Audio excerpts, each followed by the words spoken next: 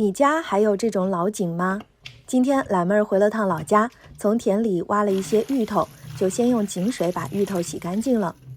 每年的这个季节啊，老家地里的芋头成熟了，我都会挖一些芋头来做芋头丸子解解馋。做这种芋头丸子，我一般会选用芋头老头，用如皋话说就是芋头老头儿，把芋头籽儿留着烧肉吃。洗掉芋头表面的泥沙后，我们削去外皮，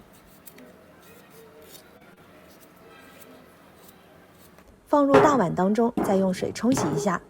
随后用刨丝刀将芋头刨成细丝，往芋头丝的碗中加入芋头1/3量的猪肉泥，用手抓拌均匀了。然后擦上一点姜蓉。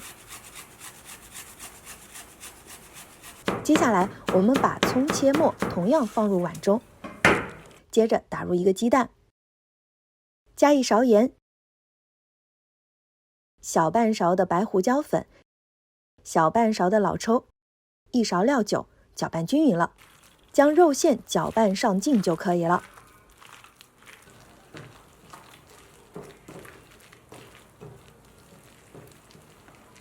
往锅内倒入油，油呢需要多倒一点，因为我们需要油炸这个丸子。油温加热至筷子放进去起密集的泡泡的时候，就把芋头馅儿用手挤成小丸子，放入油锅中炸制。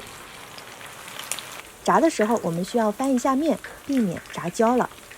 炸到丸子表面金黄酥脆，就可以捞出来沥油了。